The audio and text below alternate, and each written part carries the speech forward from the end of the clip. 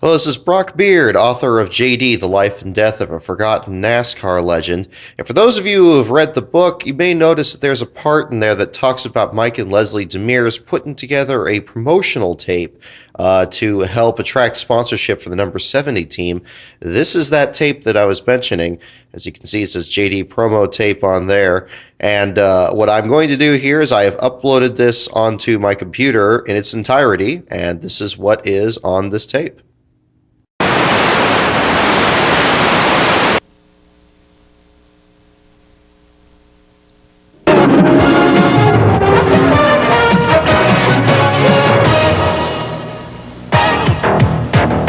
TNN Motorsports proudly presents live flag-to-flag coverage of the Budweiser 500 by play-by-play expert Mike Joy.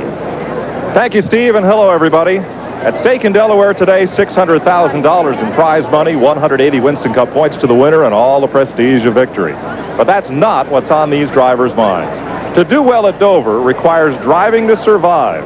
For 500 miles here is tougher than 600 at Charlotte, or Darlington, Bristol, Talladega, or anywhere else on this circuit. And the two fellows that'll join me topside to call this race know well the frustrations and the joys of success at this racetrack. First, Bill Parsons, you were telling me, much to Buddy's laughter, that you like driving this racetrack.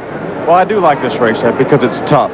You got high bank corners, bank straightaways, you charge the corners, but it's a challenge for a driver. Any racetrack that's a challenge, to me, a driver enjoys.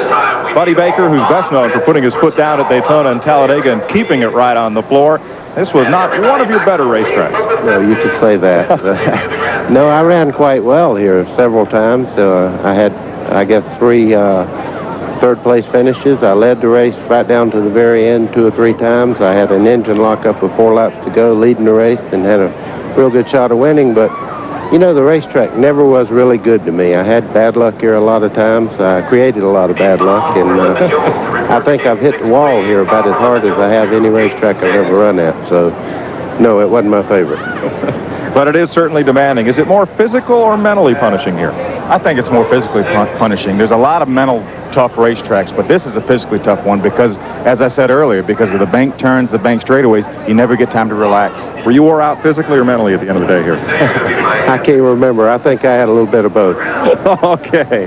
It'll be quite a day of racing here at Dover Downs. Stay with us. Full day sporting event crowd in the state of Delaware is packing in to Dover Downs International Speedway in record numbers to see the Winston Cup stars battle it out on the Monster Mile. It's been a hot couple of weeks on the Winston Cup Tour as Steve Evans shows us in this Haviland Race Series update. Gives the command that will fire off this field of Winston Cup stars. 35 drivers on the starting grid. For this, one of the most difficult tracks on this circuit, Mike Waltrip, his first career pole position. The track is exactly 1 mile in length as measured by NASCAR. A traditional 4-turn oval. But look at the banking. Not just 24 degrees on the turns like at Rockingham, but the straightaways are banked 9 degrees, both sides. It's a very symmetrical racetrack.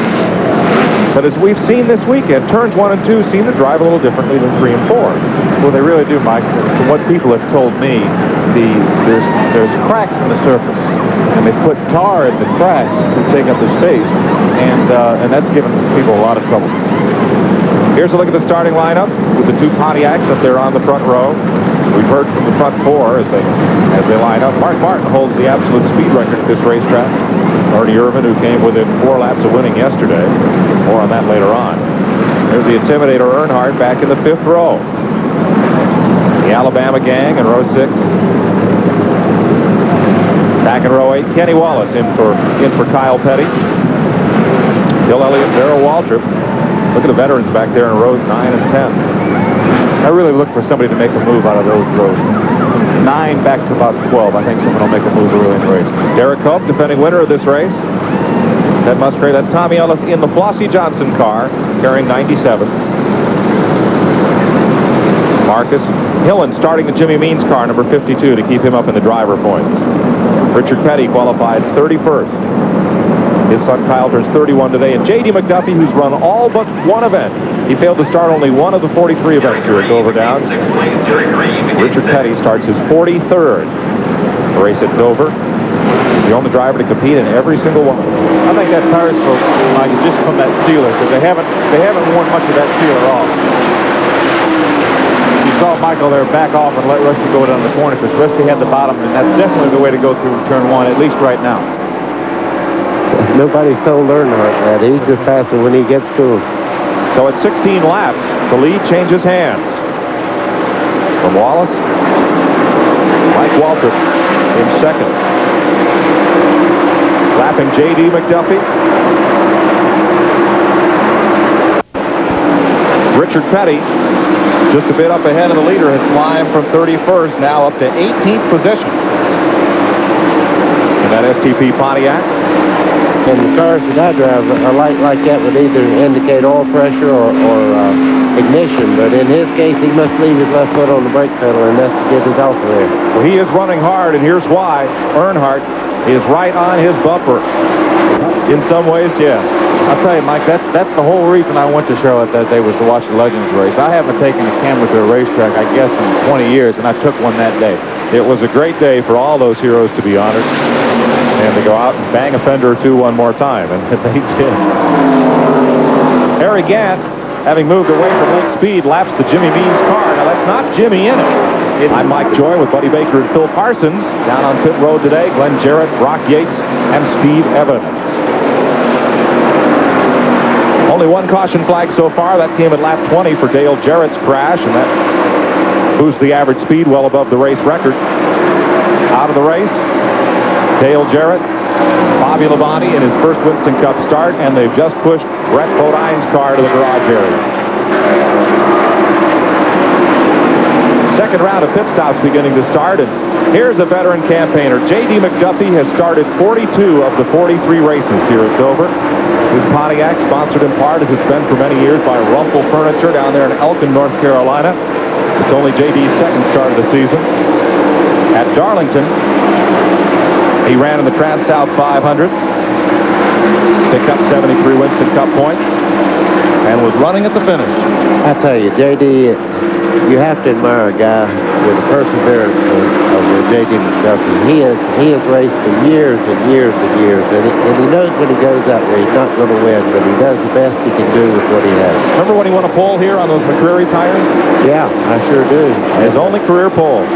Yeah, and everybody here was happy for it. Yep, you bet. Best finish, 1970 in Winston Cup racing, fourth on the track at Malta, New York, Albany-Saratoga Speedway, the quarter mile where if you went off turn 2, you'd end up somewhere way out the backstretch and into the woods. Great little speedway. Time of the race, Where any at all, pretty soon you'll see that black number 3 behind him, and there'll be 2 laps.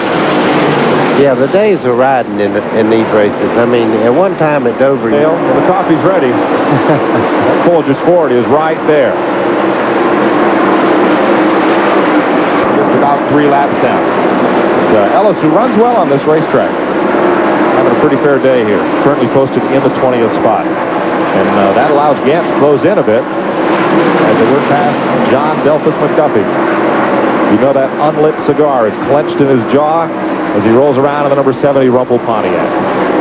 Here's Glenn Jarrett, back to 0. Next week, it's a whole different deal all over again. Yeah, that's like second. You call your boss and say, "We run second today." He says, "Great, what else happened?" That happened to you, didn't it? Yeah, several times. Oh, when you win, they call you. That's the difference. That's it. That's it. Davey up on J.D. McDuffie, and then right behind him comes Joe Rutten. Wasn't that when you were first starting to drive for Chrysler Corporation? Yeah, Frank Wiley, you know, he says, "We'll call you when something good happens." So the second race that I drove for the factory team, I called him up and told him I run second in Daytona, and he said, "Yeah, what else happened?" So I knew right then I was in trouble. I won about 3 weeks later, and they called me. So yeah. I knew that you didn't call. These drivers, it is over 90 degrees right now. The humidity has soared. That's hard on the driver, but it's not really easier on the motor. Humidity and water is just out there. They can't run as hard, which is maybe why we're not seeing quite as much braking as we might otherwise. All right, gentlemen, Alan Kulwicki just got tires, and there's trouble in the backstretch. It is, J.D. McDuffie. Whoa. And the field will split him in the middle of that straightaway. King did a great job there.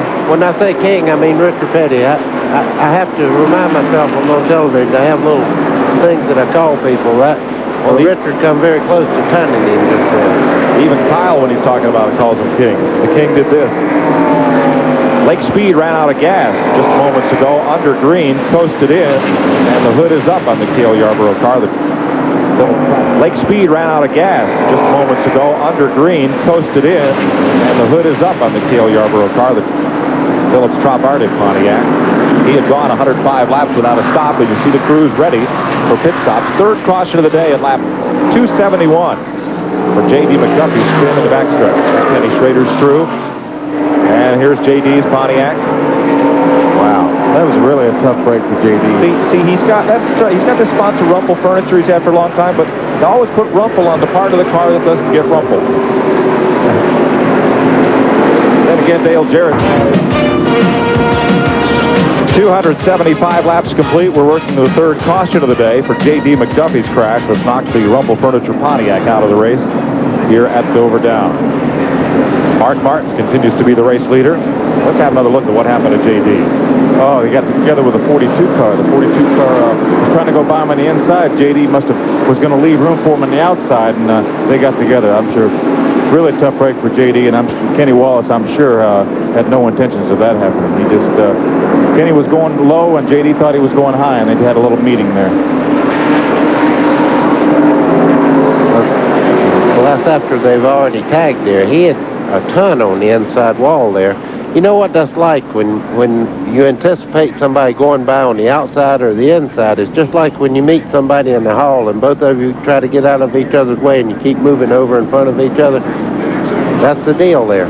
Pontiac driven by J.D. McDuffie. J.D., I know you didn't want to be here right now. What happened out there? I don't know. I got bumped coming off two over there, and I got into the inside wall and banged it up pretty bad. It doesn't look like you're going to be able to get her back today. No, I bent her in house and all. That's too bad. What's your next show? I know, brother, as an independent, a little tough on you to make these shows. If something like this happens, when's your next race?